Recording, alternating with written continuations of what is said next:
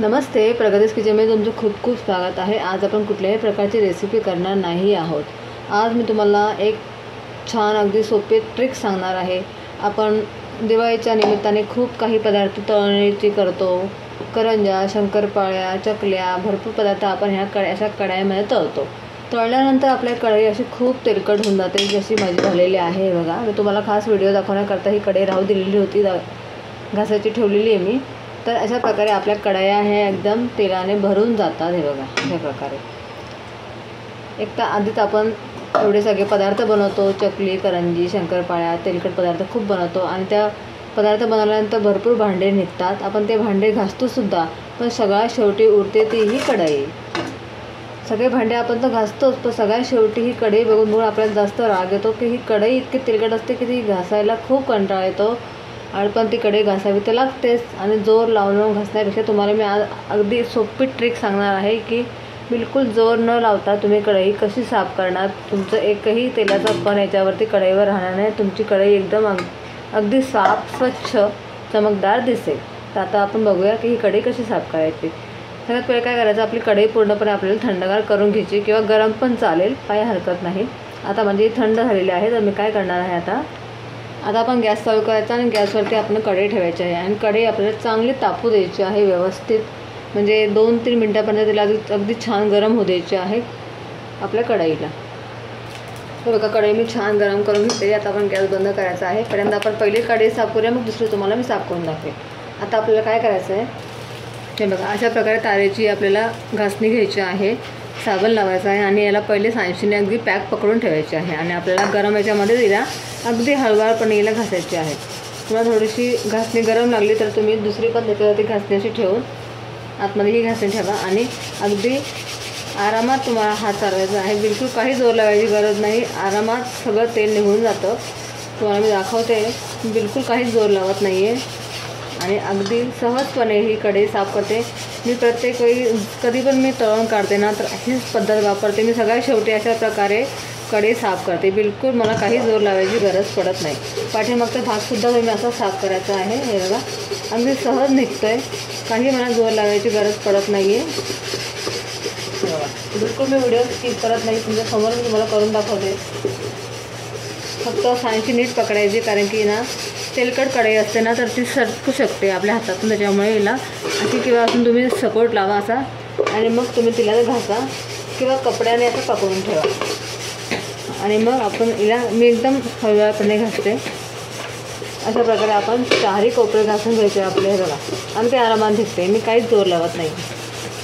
ही trick तुम्हाला आवडली की नाही मला कमेंट करून नक्की सांगा आणि तुम्ही सुद्धा ही ट्रिक नक्की ट्राय करून बघा, तुमचीसुद्धा कढई अगदी छान अशीच निघेल, बिलकुल काहीही मेहनत न करता।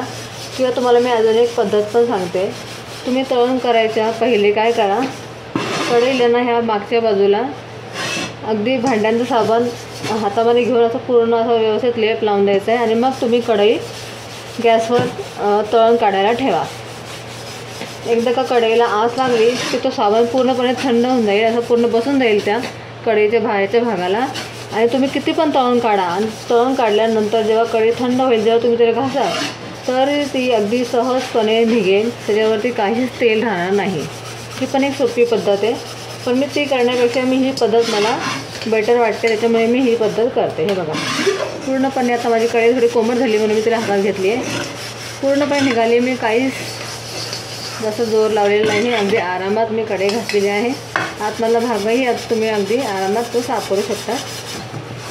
अशा पद्धतीने तुम्हाला मी धुवून पण दाखवेन, तुम्हाला मी धुवून दाखवते। कढई आता अगदी एकदम साफ निघालेली आहे, तुम्ही पाहू शकता। कुठेही तेलाचा डाग दिसत नाही, इथे अगदी स्वच्छ निघालेली आहे। अगदी 5 मिनिटांमध्ये आपली कढई साफ होऊन जाते। एकदम चकचकीत आपली कढई निघालेली आहे, कुठेच तेलाचा डाग दिसत नाही आहे, तुम्ही पाहू शकता। तुम्ही ही ट्रिक नक्की ट्राय करा। आता दुसरी कढई पण मी अशा पद्धतीने साफ करून तुम्हाला दाखवते। सेम प्रोसेस करूया आपण, कढई छान गरम होऊ देऊया। बघा, आता आपली कढई गरम झालेली आहे, आता आपण हिला पण घासून घेऊया। सेम प्रोसेस करूया आपण, साबण घेऊया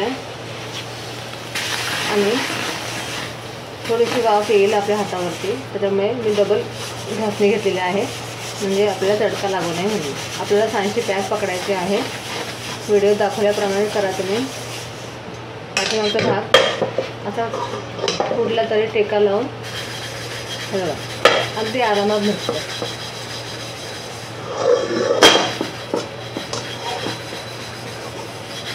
अशा पद्धतीने आपण ही कढई सुद्धा साफ करून घेऊया.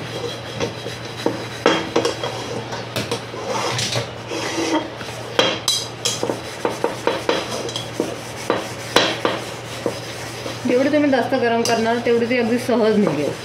हे बघा. आणि वेळोवेळी अशा कढया घासून ठेवल्या ना आपल्या कढया जास्त खराब पण होत नाही आणि नंतर मग त्या घासायला जड जात नाही.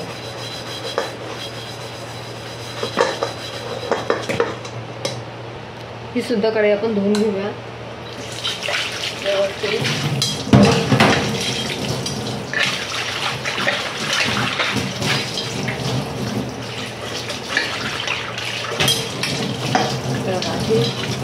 सगळीच निघालेली आहे. हे तर पहिले जुने डाग आहे ते निघणार नाही म्हणजे आता, पण बाकीचे मी पूर्ण साफ केलेलं आहे. ते पाहू शकता. अगदी मस्त चकचकीत झालेली आहे आपली कढई. पूर्ण तेलकट भाग निघालेला आहे. अशा प्रकारे तुम्ही सुद्धा कढई साफ करू शकता. ते बघा अगदी चकचकीत आपली कढई झालेली आहे. तुम्हाला हा माझा आजचा व्हिडिओ कसा वाटला मला कमेंट करून नक्की सांगा. प्रत्येकाच्या घरामध्ये ही समस्या असते, त्याच्यामुळे मी हा व्हिडिओ शेअर केला आहे. मला वाटलं की आपण हा व्हिडिओ सगळ्यांसोबत शेअर करावा. तुम्हाला हा व्हिडिओ कसा वाटला मला नक्की कमेंट करून सांगा आणि नक्की ही ट्रिक वापरून बघा.